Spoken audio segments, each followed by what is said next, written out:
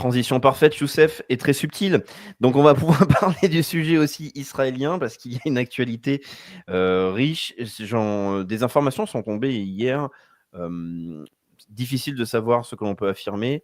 Cependant, on a le Time of Israel qui nous annonce que sur le conflit israélo-palestinien, eh bien, dans la bande de Gaza, ce sont des Israéliens qui aident nos chers Gazaouis dans une magnifique mission humanitaire, et bien de pouvoir déplacer des Gazaouis en France par centaines. Un commentaire, Youssef, sur ça. Est-ce que le fait que le Time of Israel nous dise que les Israéliens commencent à évacuer de manière absolument sainte et douce, alors que pourtant il y a un blocus humanitaire là-bas, en Europe, est-ce que c'est une bonne chose, Youssef? Qu'est-ce que nous prépare Israël? Quelle est l'actualité, malheureusement? Parce qu'il faut rappeler quand même qu'on n'en parle pas, mais il y a un massacre qui continue. Que s'est-il passé exactement ces derniers jours là-bas? Alors, il y a plusieurs commentaires à faire, c'est intéressant. D'abord, donc, ce qu'on comprend, c'est que la France, en fait, se rend complice d'un nettoyage ethnique. L'État français se rend complice d'un nettoyage ethnique, si véritablement cela est avéré. En fait, ce qu'il propose aux Gazaouis,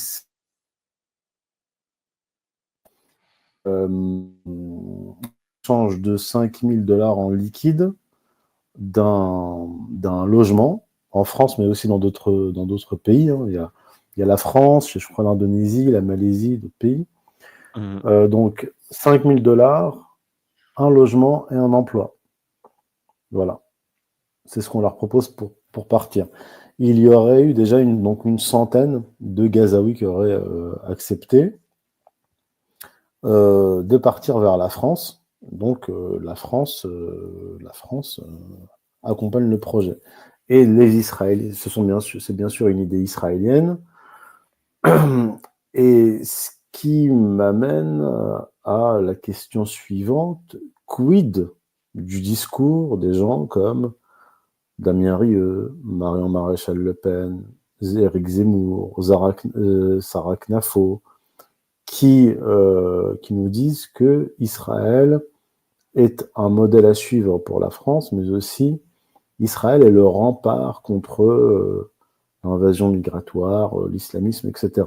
Alors que ça fait déjà longtemps que les dirigeants israéliens, notamment des membres de la Knesset du parti majoritaire, le Likoud, proposent d'envoyer 1 million de Gazaouis vers l'Europe.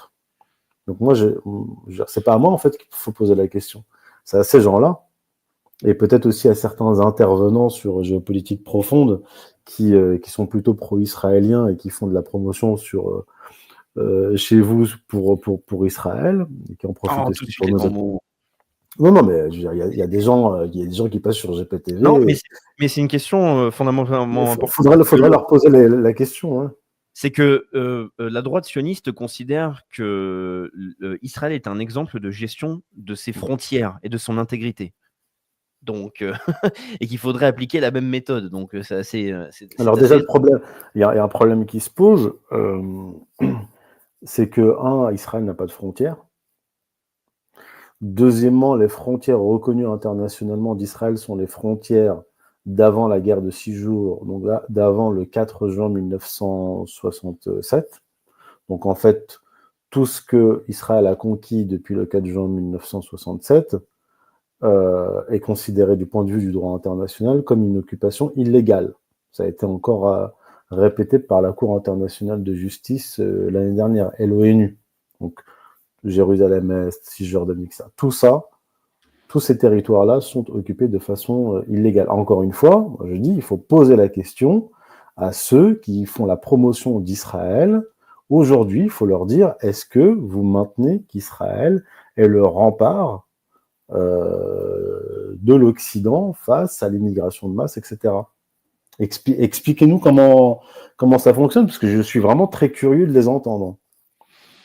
C'est-à-dire que peut-être qu'ils s'attendaient, parce que là vient aussi la question de comment peut se régler avec le temps, et on dirait qu'il y a une sorte quand même de phénomène d'accélération. Il faut rappeler que ces dernières semaines, il y a eu de nouvelles opérations militaires de la part de l'armée israélienne, avec de nouvelles annexions du territoire de la bande de Gaza, notamment la partie sud avec la frontière égyptienne, par exemple.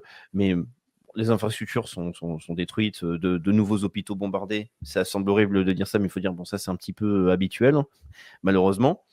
Mais on parle de progression des forces et on se demande ce qui va se passer des Palestiniens. C'est-à-dire, et peut-être qu'eux ne s'attendaient pas, c'est-à-dire la droite sioniste qui peut être en France ou en Europe, d'avoir ce qu'avait finalement, ce qu'avait dit Itamar Ben-Gvir, c'est de pouvoir déplacer les populations au niveau de l'Europe. Peut-être qu'ils s'attendaient à avoir les pays arabes pour accepter. Donc là vient aussi une question, Youssef, c'est en termes d'actualité, on a eu au sein même donc là, de la Palestine, on a eu Mahmoud Abbas qui a attaqué violemment le Hamas, ou en tout cas a fait des commentaires très, très, très forts en les traitant de fils de chien, en leur demandant de rendre absolument les otages, en expliquant que le Hamas était finalement, avec ce refus de rendre, par exemple, l'otage précisément américain, étaient responsables de ces massacres et que leurs actions ne profitaient ni au peuple, ni à Mahmoud Abbas, mais surtout pas à la Palestine.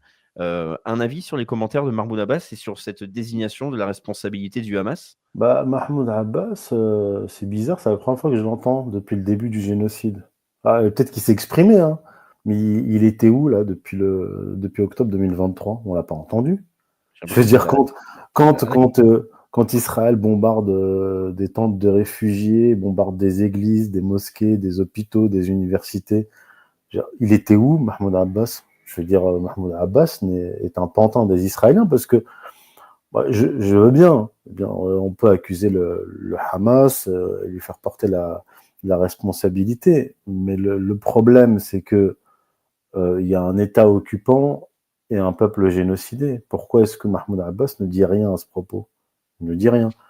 Mais en fait, Mahmoud Abbas confirme ce que je dis depuis un moment, et je ne suis pas le seul, c'est que l'OLP, l'autorité palestinienne, est le Gauleiter d'Israël. C'est leur rôle, c'est leur raison d'exister depuis les accords d'Oslo. Ils sont là pour gérer la population palestinienne de Cisjordanie pour le compte d'Israël. Voilà. Donc, après 240 000 morts, la destruction de 80% des infrastructures civiles de Gaza, Mahmoud Abbas se réveille pour insulter le Hamas. D'accord? Alors, il peut très bien attaquer le Hamas, mais ce qui aurait été cohérent, c'est que, en plus de critiquer le Hamas, il critique quand même un peu Israël, non? Je sais pas. Je veux Non, dire, ouais. évidemment, Je l'ai pas entendu. pour reprendre ses propos, il critique Israël. Il utilise un terme, je ne sais plus lequel exactement, surtout que c'est une traduction, c'est-à-dire le colonisateur ou l'occupant, l'ennemi. Et là, c'est en parlant d'Israël. Il dit que en fait, le Hamas lui donne un prétexte pour Exactement. massacrer les Gazaouis. Et Mais, c'est la question des otages, parce que si je pose la question, c'est parce que donc là, Mahmoud Abbas, peut-être, ça peut être utile aussi de faire un rappel pour se dire c'est qui ce mec en fait, de manière un peu populaire. c'est le président de l'autorité palestinienne, donc une autorité qui n'a aucune autorité et qui, comme je le dis, gère les territoires, encore une partie des territoires pour le compte d'Israël. C'est tout, c'est rien d'autre. On ne les entend pas, on n'entend pas Mahmoud Abbas.